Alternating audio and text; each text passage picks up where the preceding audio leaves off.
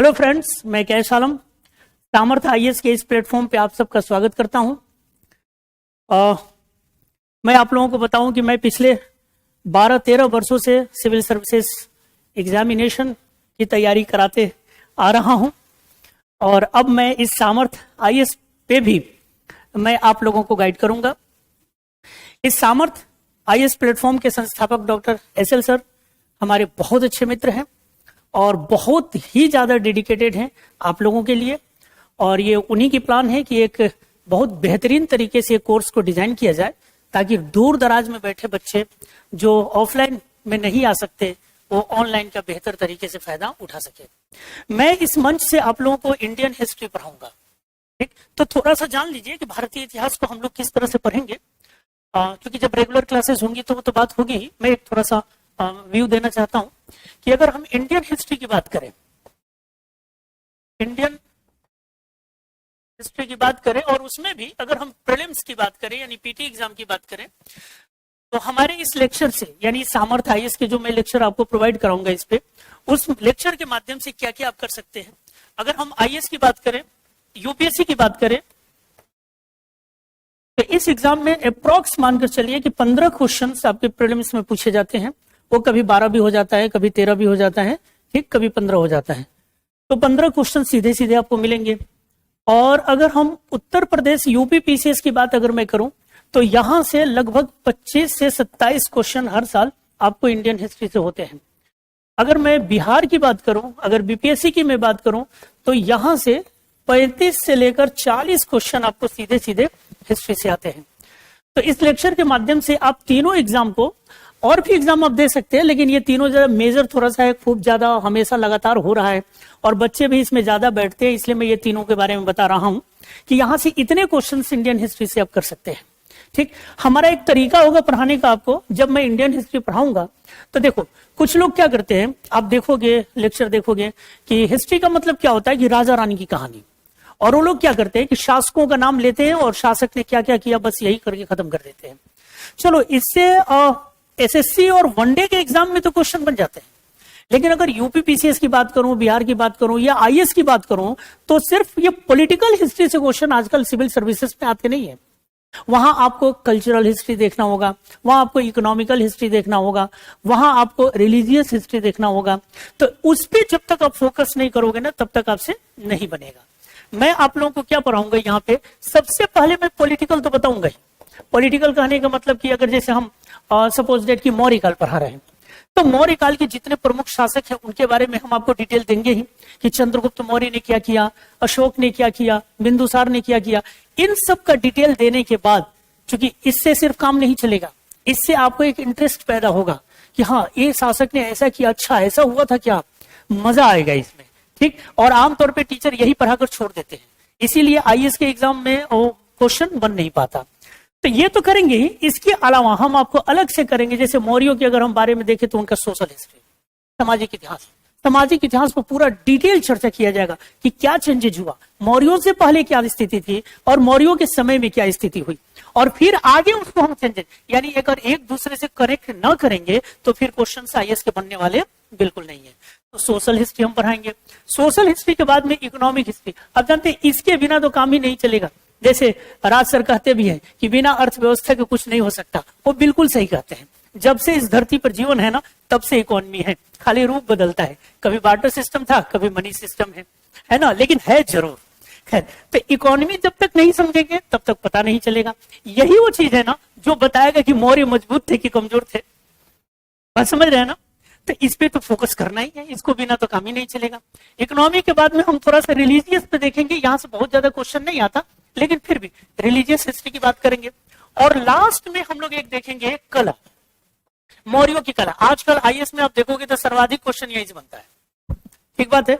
तो कला के संदर्भ में जब तक हम नहीं पढ़ेंगे तब, अब जैसे अशोक स्तंभ पढ़ना है, अब सिर्फ ये पढ़ लिए कि सारनाथ का अशोक स्तंभ अशोक ने बनवाया। भाई, सारनाथ का अशोक स्तंभ कितने खंडों में है, इसकी क्या विशेषता है, आपको पता होना चाहिए कि एक शेर बैठा है तो उसका मतलब क्या है, 4 बैठे हैं तो उसका मतलब क्या है, उसका जो पोस्चर है उसका मतलब क्या है। ये सब अशोक ने बहुत बेहतरीन तरीके से डिफाइन किया था। खैर, तो कला देखने के बाद में अब इसके बाद लास्ट बट नॉट लिस्ट हम लास्ट में करेंगे पीवाईक्यू। पीवाईक्यू ये होगा कि पिछले साल में इस टॉपिक से जितने भी क्वेश्चंस पूछे गए होंगे वो सब मैं क्लास में आपसे डिस्कस करूंगा कंप्लीट। जैसे मान लो कि मौर्य काल पढ़ाया तो मौर्यों का पॉलिटिकल बता दिया, सोशल बता दिया, इकोनॉमिक बता दिया, रिलीजियस बता दिया, आर्ट बता दिया, कला बता दिया।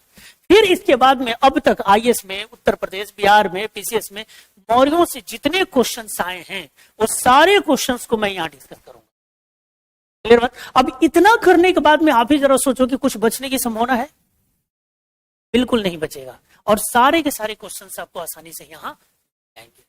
इसलिए आप लोग बिल्कुल परेशान ना हो और ज्यादा से ज्यादा सामर्थ्य आईएएस से आप लोग जुड़े और अपनी सफलता को सुनिश्चित कराएं। इसी के साथ मैं आप सबसे विदा चाहता हूं। अगली क्लास हमारी जब रेगुलर शुरू होगी तो उसमें हम लोग बात करेंगे। आज के लिए इतना ही, धन्यवाद। चलिए, कैसे हैं आप लोग? मैं कैश आलम आप सबको सामर्थ्य आईएएस के प्लेटफॉर्म पे स्वागत करता हूं, और आज मैं आप लोगों को इंडियन हिस्ट्री से संबंधित एक छोटा सा टॉपिक डिस्कस कर रहा हूं। ठीक, उस टॉपिक का नाम है एडवेंट ऑफ यूरोपियंस। क्या नाम है? एडवेंट ऑफ यूरोपियंस, यानी यूरोपियनों का आगमन। यूरोपियनों का आगमन। अब यहां पे हम लोगों को ये बेसिकली चर्चा करना है, देखना है कि आखिर ये यूरोपियन भारत क्यों आए, क्या कारण था? क्या भारत की धन संपदा इनको अपने तरफ अट्रैक्ट कर रही थी? ये तो कारण खैर था ही, या इसके अलावा भी और कोई कारण था? क्या ऐसा कुछ हो रहा था क्या यूरोप में जिसके कारण इन लोगों को भारत की तरफ रुख करना पड़ा? बस समझ रहे? तो इन सारे सवालों का जवाब आज अपने इस क्लास में प्राप्त होगा। कमिंग ऑफ यूरोपियंस में या एडवेंट ऑफ यूरोपियंस में हम लोग देखते हैं कि 1498 में वास्को डी गामा नाम का एक व्यक्ति था जिसने, जो पुर्तगाल से संबंधित था, और उसने भारत पहुंचने के लिए समुद्री रास्तों की खोज की।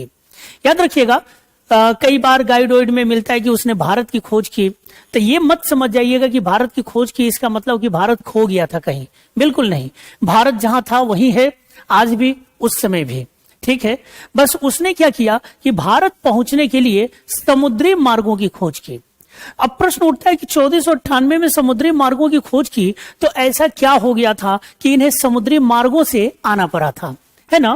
क्या इससे पहले नहीं आ रहे थे, या आ रहे थे तो उनके लिए कौन से रास्ते थे? इन सारी चीजों का जवाब आज हम लोग यहाँ पे लेंगे। जैसे एक मैप आपको यहाँ पे दिखाई दे रहा है, मैंने एक इमेज आप लोगों को मैप दिखाया हूं। ये यूरोप वर्ल्ड का मैप है, इसमें यहाँ पे अपना भारत है, आप देख रहे होंगे, और ये यहाँ पे देख रहा है केरल का इलाका, और इसी केरल में एक जगह था जिसका नाम था कालीकट, जहां पे वास्को डी गामा आया था। ठीक, ये देख रहे हैं ना पुर्तगाल, ये इसी रास्ते से इस तरह से होते हुए और ये कालीकट नामक बंदरगाह पर पहुंचा था 1498 में। कौन? Vasco D gamma. तो अब प्रश्न ये उठता है कि जब ये इधर से आया तो क्या ये स्थल मार्ग से नहीं आ सकता था? क्या आ सकता था ना? क्या प्राचीन और मध्यकाल में ये यूरोपियंस क्या भारत नहीं आते थे? क्या एकदम आते थे। आप जानते हैं कि प्राचीन काल में भी अपना व्यापार खूब चल रहा था, मध्यकाल में भी व्यापार चल रहा था। तो फिर इस समय ऐसा क्या हो गया था कि इन पुर्तगालियों को, यानी इन यूरोपियनों को इधर से आना पड़ा, यानी समुद्री मार्ग से आना पड़ा। ठीक, तो यहाँ पे एक देखोगे एक घटना घटी बेसिकली, और वो घटना है 1453 का। ठीक, 1453 में एक युद्ध हुआ जिसे हम लोग कहते हैं क्रूसेडो। क्या कहते हैं? क्रूसेडो। क्रूसेडो का मतलब होता है धर्म युद्ध। ठीक, और ये धर्म युद्ध किसके किसके बीच था? तो एक तरफ यहाँ पे क्रिश्चियन थे और दूसरे तरफ यहाँ पे इस्लाम के मानने वाले लोग थे। ठीक बात है, इन्हीं दोनों के बीच में युद्ध हुआ। ये परिणाम ये निकला कि इस क्रूसेडो में, यानी धर्म युद्ध में, ईसाईयत बुरी तरीके से पराजित हुआ और इस्लाम की विजय हो गई। और जैसे यहाँ पे इस्लाम की विजय हुई तो यही 1453, जानते, इस्लाम की विजय होते ही इस टर्की पर जो आपको दिखाई दे रहा अभी तुर्की, इस तुर्की पर मुसलमानों का आधिपत्य स्थापित हो गया। यानी 1453 से पहले यहाँ पे ईसाइयों का वर्चस्व था, है ना? और 1453 में तुर्कों ने इस पर आधिपत्य कर लिया। अब जैसे आधिपत्य कर लिया तो यही वो तुर्की था जिसके माध्यम से, जिस होते हुए तुर्की, ईरान, इराक होते हुए ये लोग भारत पहुंचते थे। ठीक है, तुर्की, इराक, ईरान, अफगानिस्तान, पाकिस्तान होते हुए ये लोग भारत, हालांकि उस समय, अभी हम लोग पाकिस्तान नाम लेते, उस समय पाकिस्तान का कोई अस्तित्व नहीं था, तो इसलिए हम लोग ये कहें कि तुर्की, इराक, ईरान, अफगानिस्तान होते हुए ये लोग भारत पहुंचते थे और यहां भारत आकर इन लोगों ने व्यापार वगैरह बेसिकली ये लोग करते थे। ठीक है, खास करके मसालों का व्यापार बहुत ही फेमस था। सब कुछ ठीक चल रहा था, लेकिन जैसे ही 1453 में तुर्की पर आधिपत्य स्थापित हो गया, अब यह स्थल मार्ग इन लोगों ने अवरुद्ध कर दिया। किसने? मुसलमानों ने, विशेषकर तुर्कों ने।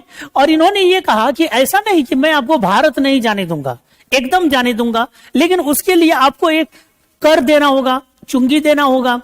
बहुत हाई रेट इन लोगों ने लगाया, जिससे होता यह था कि अगर यूरोपियन यहां से अगर गुजरते थे इस स्थल मार्ग से, तो उनकी वस्तुएं भारत आते आते अत्यंत महंगी हो जाती थी।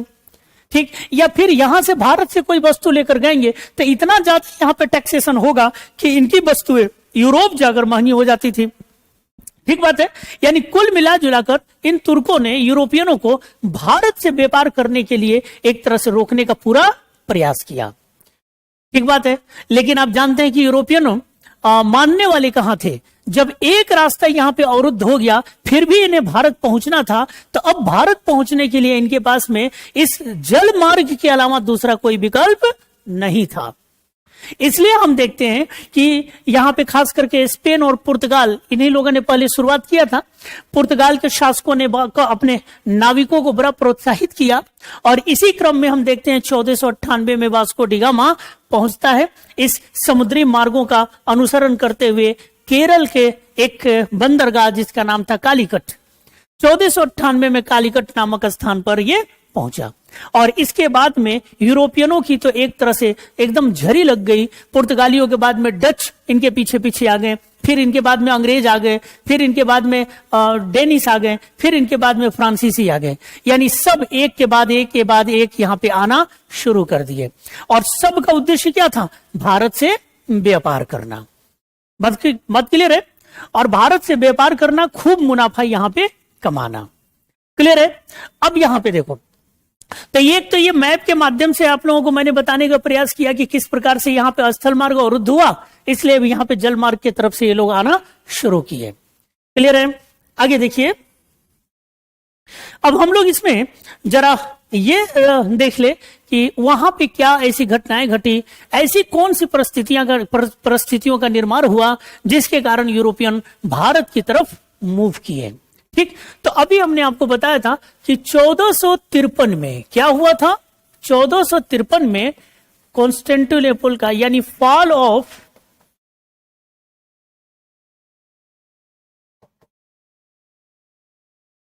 कॉन्स्टेंटिनोपल, यानी कुस्तुनतुनिया का पतन हुआ। अभी बताया मैंने, कुस्तुनतुनिया का पतन हो गया। ठीक, और कुस्तुनतुनिया का पतन होने का सीधा मतलब क्या है कि तुर्कियों का आधिपत्य स्थापित हो गया। और इसके कारण एक तो ये बात हुई, दूसरा यहां पे ये हुआ, जानते हो ना, जब तक हमें चोट ना लगे, जब तक हमें ठोकर ना लगे, तब तक हम संभलते नहीं। ये मानव जीवन की बहुत बड़ी विडंबना कह लो या ये विशेषता कह लो कि ये है, हम लोग तब तक नहीं सुधरते जब तक कि हमें चोट ना लगे। नहीं, अब यहां से जब तुर्की पे इनका कब्जा हुआ ना, तो यहाँ के जो ईसाईयत मानने वाले लोग थे, जो ईसाई लोग थे, ये सब यहां से पलायन करके भागे और यहां से भागकर, तुर्की से भागकर ये सब लोग कहां चले गए? तो ये सब इटली चले गए। देख रहे हो ना, इटली के विभिन्न शहरों में जाकर ये लोग बसे। यहाँ पे इटली के विभिन्न शहरों में जाकर ये लोग बसे और यहां जाने के बाद में इन लोगों का जो पुराना ज्ञान विज्ञान था, उन पे खूब बढ़िया से इन लोगों ने अध्ययन किया, है ना, अपनी पुरानी परंपराओं को समझा, अपने पुरानी ज्ञान को समझा। ठीक, और जब ये समझने लगे तो इनके अंदर तार्किकता का विकास हुआ, इनके अंदर लॉजिकता का माने लॉजिकल सोच डेवलप हुआ, इंक्वायरिंग स्पिरिट डेवलप हुआ। बस समझ रहे, जिसे हम आधुनिक विचार बेसिकली कहते हैं, वो सब इनके अंदर विकसित हुआ। और यही विकसित होने के कारण हम देखते हैं कि एक यूरोप में घटना घटा जिसे हम लोग कहते हैं पुनर्जागरण। क्या कहते हैं? तो पुनर्जागरण कहते हैं। क्लियर है? अब इसको देखो, कुस्तुनतुनिया के पतन के पश्चात 1453 में जो कुछ भी हुआ, उसके परिणाम स्वरूप यहाँ पे क्या हुआ कि आप देखेंगे लोगों के अंदर इंटेलेक्चुअल रेवोल्यूशन हुआ। क्या हुआ? इंटेलेक्चुअल रेवोल्यूशन हुआ। क्या हुआ? तो याद रखिएगा, इंटेलेक्चुअल रेवोल्यूशन हुआ, यानी बौद्धिक क्रांति। क्या हुआ भाई? बौद्धिक क्रांति हुई। ठीक, और इस बौद्धिक क्रांति ने यहां पे एक घटना को जन्म दिया, और उसी घटना को हम लोग किस नाम से जानते हैं? जो बौद्धिक क्रांति हुआ उसी को हम लोग बेसिकली पुनर्जागरण या रिनेसा के नाम से जानते हैं।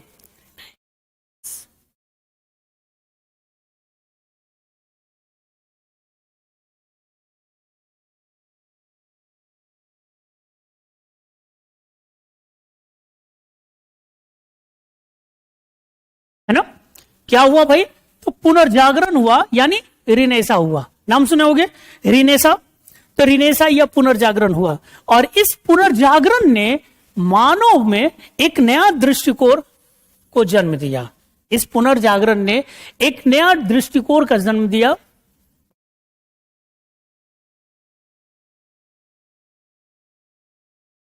नया दृष्टिकोण, न्यू आउटलुक।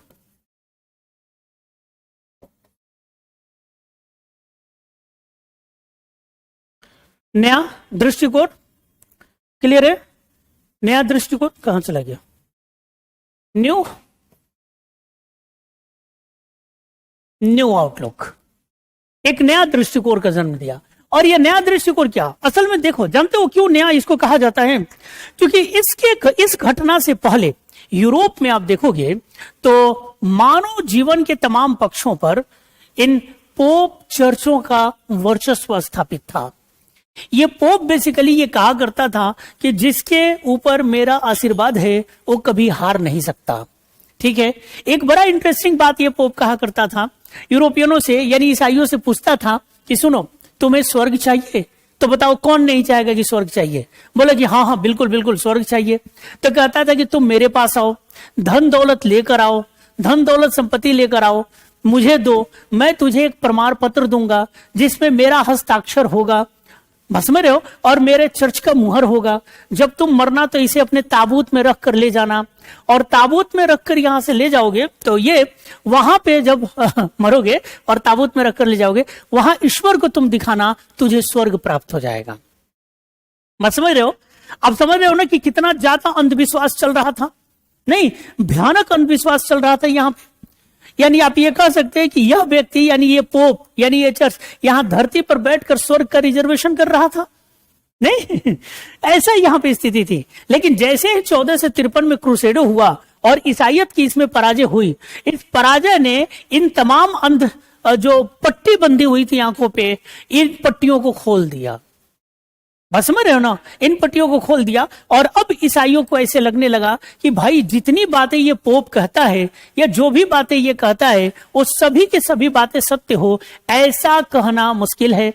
अगर सत्य होता तो क्रूसेडो में हम हारते नहीं, और जब ये बात यहां पे गलत हो गई तो जरा बताइए कि वहां पे हम स्वर्ग कैसे मिलेगा, और उसके लिए तो हम रिफंड कराने भी नहीं आ पाएंगे, है ना? इतना विचार आने का मतलब ही था कि अंधविश्वास की पट्टी खुलने लगी।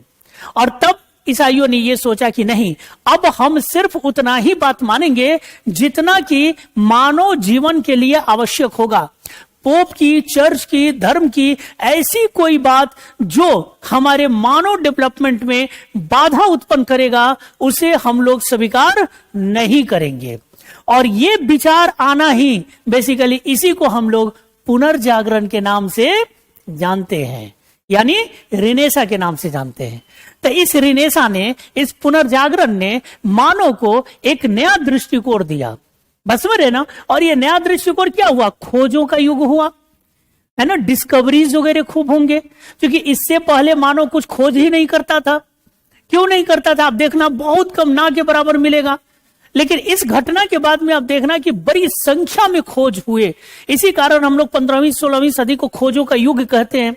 पुनर्जागरण का काल खोजों का युग माना जाता है। बस में रहो ना, खूब खोज काल यहाँ पे खोज हुए। क्योंकि अब जैसे समुद्री रास्तों, अब जैसे जो ईश्वरीय शक्तियां हैं, जैसे सूर्य हो गया, चंद्रमा हो गया, महासागर हो गया, पानी हो गया, ये सब क्या था? ये चर्च ये बताता था कि ये सब प्राकृतिक शक्तियां हैं, बिल्कुल है, और ये ईश्वरीय शक्तियां हैं, और इन पर विचार विमर्श जानने का अधिकार सिर्फ मेरा है, आपका इसमें कुछ नहीं है। आपको सूर्य के बारे में जानना है, मुझसे पूछो, पानी के बारे में जानना है, मुझसे पूछो, और जो बता देगा आपको मानना है। उसके खिलाफ गए तो इसका मतलब कि धर्म के विरुद्ध आप बोल रहे हैं। क्लियर है? तो यहां पे ये सारे जो भ्रम थे ना, वो बेसिकली भ्रम टूटा, और अब भ्रम टूटा तो अब ये लोग खोज करेंगे, और कैसे? जैसे पहले अगर किसी ने खोज किया, अगर करता भी है, तो उस खोज को ईश्वर के नाम से जाना जाएगा। लेकिन इस घटना के बाद में अगर इंसान कोई खोज कर रहा है तो कह रहा है कि थैंक्स, ये मेरी विजय है, वो अपनी विजय बता रहा है। यानी अंतर क्या हुआ? नया दृष्टिकोण इसको क्यों कहा जाता है? इस घटना से, रिनेशा से पहले क्या था कि यहां पे बेसिकली गॉड होता था और पेरीफेरी पे ह्यूमन बींग्स होते थे, मानव होता था। यानी जितने भी निर्णय होते थे वो सब किसके आधार पर? ईश्वर को केंद्र में रखकर निर्णय लिए जाते थे। ये इससे पहले था। लेकिन जब पुनर्जागरण होगा तो नया दृष्टिकोण क्या आया कि नया दृष्टिकोण ये आया कि बीच में अब ह्यूमन बींग्स हो गए और गॉड कहां चले गए? पेरीफेरी पे चले गए, है ना? यानी अब जितने निर्णय होंगे वो सब किसके आधार पे लिए जाएंगे? किसको ध्यान में रखकर लिया जाएगा? तो ह्यूमन बींग्स के, यानी मानव को आधार मानकर निर्णय लिया जाएगा। ऐसा मत समझना कि ईश्वर को एकदम दरकिनार कर दिया, नहीं। ईश्वर की बातें, ईश्वर की या चर्च की, पोप की, वो बातें उतना ही मानी जाएगी जितना कि मानव जीवन के विकास में सहायक होगा। बस समझ रहे ना? यही नया दृष्टिकोण। और इस नया दृष्टिकोण ने क्या किया कि बहुत सारे डिस्कवरीज किए। इस दृष्टिकोण ने, जो नया दृष्टिकोण आया, इसने क्या किया भाई? बहुत सारे डिस्कवरीज किए, यानी खोजें हुई, वैज्ञानिक खोजें, बेसिकली बहुत सारी खोजें हुई। और जब खूब ढेर सारी खोजें होंगी तो क्या होगा? यानी मशीनों का निर्माण होगा, है ना? तो इसी को हम लोग क्या कहेंगे? मैकेनाइजेशन, यानी मशीनीकरण हुआ, मशीनों का निर्माण हुआ। और मशीनों का निर्माण को ही हम लोग क्या कहते हैं? मशीनीकरण कहते हैं। मशीनों के निर्माण को हम लोग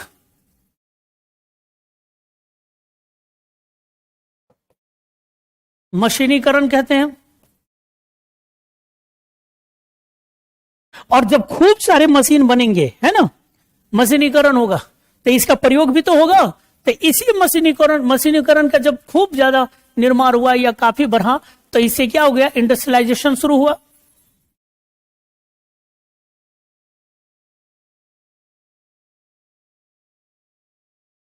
यानी औद्योगिकरण।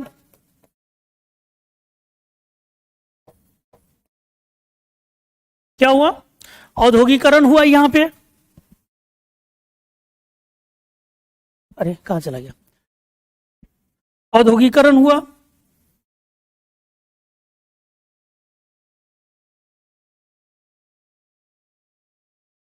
औद्योगिकरण, औद्योगिकरण किसका? तो industrialisation of England,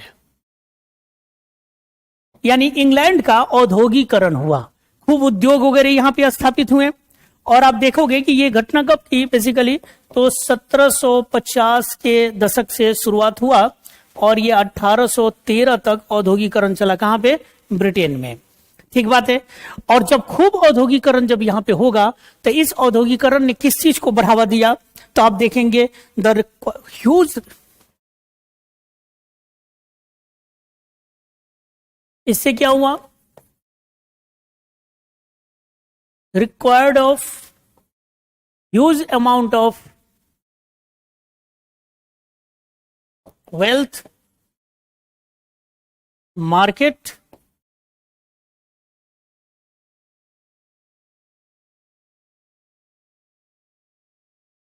raw material, cheap labour,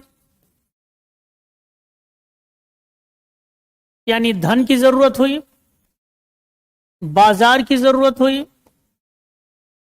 कच्ची सामग्री की जरूरत हुई, ठीक, और सस्ता लेबर की जरूरत हुई, यानी सस्ता श्रम की जरूरत हुई। ठीक है, किसकी जरूरत हुई? सस्ता श्रम की जरूरत हुई। अब जरा बताओ, औद्योगिकरण की ये डिमांड था, ये मांगे थी। जैसे इंग्लैंड का औद्योगिकरण बड़ी संख्या में हुआ, खूब हुआ, मशीनें खूब बने, उद्योग खूब लगे, तो उद्योगों की क्या क्या जरूरत होती है? धन की चाहिए, उद्योग चलाने के लिए धन चाहिए। दूसरा, जो उसमें उत्पादन होगा उसको बेचने के लिए बाजार चाहिए। ठीक, दूसरी बात, उसमें उत्पादन करने के लिए सामान बनाने के लिए क्या चाहिए? सामग्री चाहिए। तो कौन सा सामग्री? कच्ची सामग्री चाहिए। ठीक, और इन सब काम कराने के लिए भी तो आपको कुछ चाहिए। क्या चाहिए? सस्ता श्रम चाहिए। अब जरा बताओ कि अब ये चारों के चारों चीज भारत में दिखाई दे रहा था कि नहीं? यानी इस समय आप देखोगे तो भारत में धन की कोई कमी नहीं थी, खूब धन था। देख रहे हो ना, खूब धन है। भारत एक बहुत बड़ा बाजार था जहां पे यूरोपियन अपनी वस्तुओं को आसानी से बेच सकते थे। भारत कच्ची सामग्री का एकदम भंडार है, यहाँ पे खूब कच्ची सामग्री है ना, और सस्ते दरों पे, तो आसानी से भारत से कच्ची सामग्री इनको प्राप्त हो सकती थी। अच्छा, दूसरी बात, इतनी जनसंख्या है ना कि पूछो मत, जितना दे दो उतने में काम करने के लिए तैयार है, यानी सस्ता श्रम भी हमारे पास में था। तो ये सारी की सारी विशेषताएं भारत में हमें दिखाई दे रही थी, इसलिए इन लोगों ने सोचा कि भारत से बेहतर और कोई हमें दिखाई नहीं दे रहा है, इसलिए ये यूरोपियन भारत की तरफ आना शुरू किए। ठीक, तो इन्हीं के तलाश में basically European coming to India. ठीक बात है, यूरोपियंस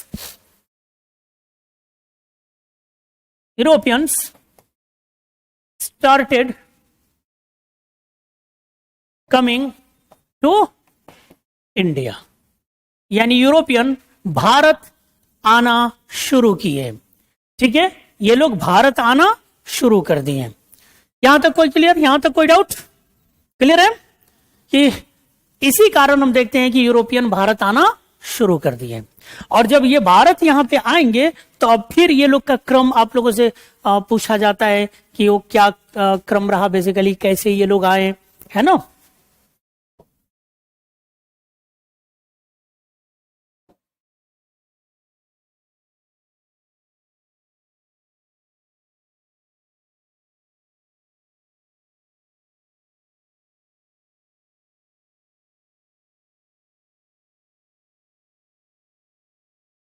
देखो ये पूरा एक पेज में दिख रहा है सब।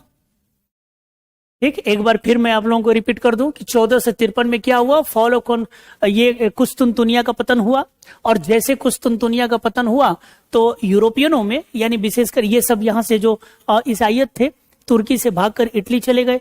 इटली में जाने के बाद में वहां प्राचीनतम अपने ज्ञान विज्ञान पे उन लोगों ने काम किया। उससे क्या हुआ कि बुद्धि में विकास हुआ, है ना, और उन्हीं सब चीज को हम क्या कहते हैं? बौद्धिक क्रांति हुई। इसी बौद्धिक क्रांति ने क्या जन्म दिया? तो पुनर्जागरण को जन्म दिया। और इस पुनर्जागरण ने एक नया दृष्टिकोण लाया, एक नया आउटलुक लाया। और नया दृष्टिकोण क्या हुआ? खूब खोजें हुई, है ना। जब खूब ज्यादा खोजें हुई तो मशीनीकरण को बढ़ावा मिला। मशीनीकरण बढ़ा तो यहाँ पे इंग्लैंड का औद्योगिकरण बढ़ा, और जब खूब ज्यादा औद्योगिकरण हुआ तो इन औद्योगिकरण को, यानी इंग्लैंड को क्या जरूरत थी? तो ह्यूज अमाउंट ऑफ वेल्थ, धन की जरूरत थी, बाजार की जरूरत थी, है ना, कच्ची सामग्री की जरूरत थी, सस्ता श्रम की जरूरत थी। और ये चारों की चारों चीज भारत में खूब अकूत मात्रा में मौजूद था, इसलिए इन लोगों ने भारत की तरफ रुख किया। नतीजा हम देखते हैं कि यूरोपियन भारत की तरफ आना शुरू कर दिए। क्लियर है? और जब भारत की तरफ आना शुरू कर दिए तो फिर अपने लिए एक टॉपिक यहां पे एक स्ट्रक्चर बनाइए, जैसे मैं बना रहा हूं, एडवेंट ऑफ यूरोपियंस, यानी यूरोपियनों का आगमन।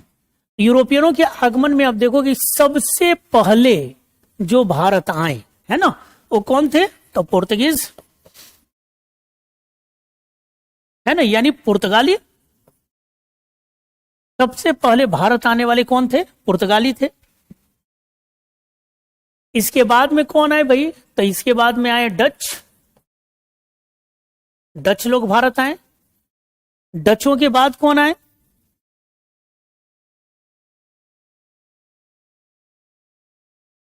ब्रिटिश,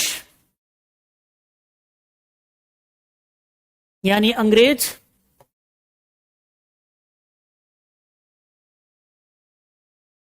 अंग्रेजों के बाद कौन आए? डेनिश, और डेनिशों के बाद में कौन आए?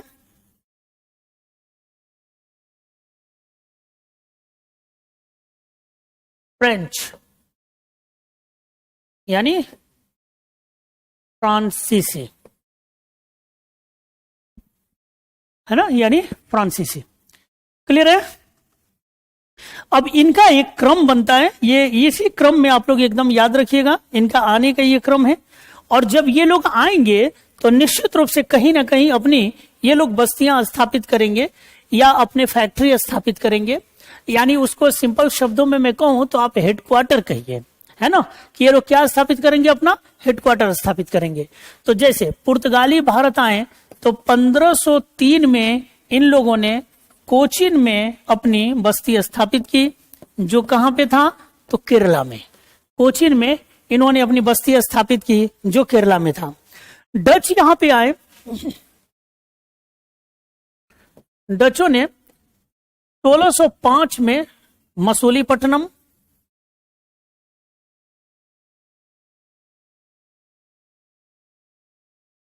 मसूलीपट्टनम कहां पे? तो आंध्र प्रदेश में।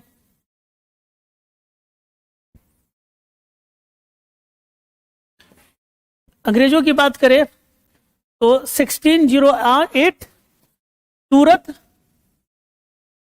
गुजरात में। हालांकि इन पे कुछ टेक्निकल बातें हैं कि सूरत पहला है या नहीं है, इस पे हम लोग बाद में चर्चा करेंगे, लेकिन फिलहाल लिखिए कि सूरत 8। डेनिशों का 1620 में ट्रैंकोबार,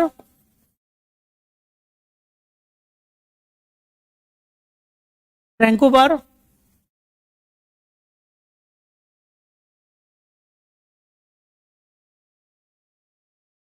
ट्रैंकोबार बिल्कुल सही। तो ट्रैंकोबार यहां पे, और फ्रेंच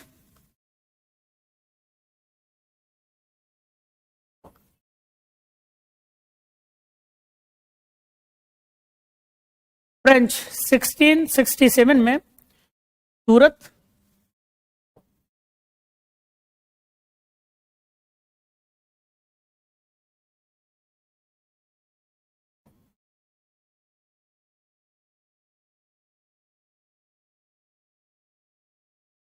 सूरत कहां पे? गुजरात। ठीक। तो अब देखो यहां से कितनी बार क्वेश्चन पूछे गए, खूब पूछे गए हैं आप लोगों से ये क्वेश्चन। कोई याद रखना, ये जो मैंने आपको स्ट्रक्चर बनाया है, यहां से कई बार आप लोगों से प्रश्न पूछे गए हैं। ठीक, कि पुर्तगालियों ने अपनी पहली बस्ती कहां स्थापित की, डचों ने अपनी पहली बस्ती कहां स्थापित की, है ना, अंग्रेजों ने अपनी पहली बस्ती कहां स्थापित की, डेनिशों ने अपनी पहली बस्ती कहां स्थापित की, और फ्रांसीसियों ने अपनी पहली बस्ती कहां स्थापित की। ये आप लोगों से कई बार पूछा जा चुका है, तो इसलिए इस बात को एकदम आप लोग ध्यान रखिएगा। क्लियर है? तो एक तो आप लोगों से ये हो गया कि आने का क्रम कभी पूछ ले कि यूरोपियन जो आए भारत, उनका आने का क्रम क्या था, तो इसी हिसाब से अब बता लेंगे। ठीक, कि सबसे पहले पुर्तगाली, फिर डच, फिर अंग्रेज, फिर डेनिश और फिर फ्रांसीसी। फिर इन लोगों की पहला अपना यहाँ पे भारत में आने के बाद में पहला इनका हेडक्वार्टर कहिए, या इनका बस्ती कहिए, या इनका फैक्ट्री कहिए, ये सब कहाँ पे स्थापित हुआ, तो ये सब भी मैंने आप लोगों को यहाँ पे बता दिया। ठीक, एक तो ये बात हुई। दूसरा एक क्वेश्चन और बन जाता है, थोड़ा सा क्रम उसमें चेंज हो जाएगा, और वो ये बन जाता है जब कभी आप लोगों से ऐसा पूछ ले, ये तो आने का क्रम है, दूसरा आपसे पूछा जाता है establishment of European company. European company यानी यूरोपियन कंपनियों की स्थापना, ये आप लोगों से पूछ ले, यूरोपियन कंपनियों की स्थापना, कि यूरोपियन कंपनियों की स्थापना कब हुई, तो निश्चित रूप से यहां आने से पहले हुई होगी, है ना। तो अब जरा उसको भी देख ले। कंपनी बनने का भी एक क्रम है, और कंपनी बनने का क्रम में क्या है? सबसे पहले यही पुर्तगीज होंगे, यानी पुर्तगाली, सबसे पहले यही है, पुर्तगाली है। पुर्तगालियों के बाद में यहां पे अंग्रेज हो जाएंगे, ब्रिटिश, यानी अंग्रेज। ठीक, इनके बाद में यहां पे डच होंगे, और इनके बाद में आप यहां पे देखेंगे तो डेनिश,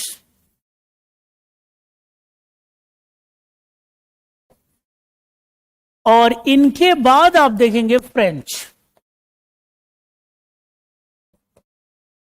ठीक है, ये इनके कंपनी बनने का क्रम है, याद रखिएगा। और यहां पे आप डेट भी आप लिख सकते हैं, जैसे पुर्तगालियों की कंपनी सबसे पहले कब बनी, तो 1498 में।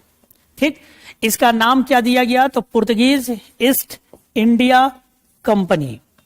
अंग्रेजों की कंपनी कब बनी, तो 1599 में, और इसका नाम क्या रखा गया, तो ब्रिटिश ईस्ट इंडिया कंपनी। डचों की कंपनी कब बनी, तो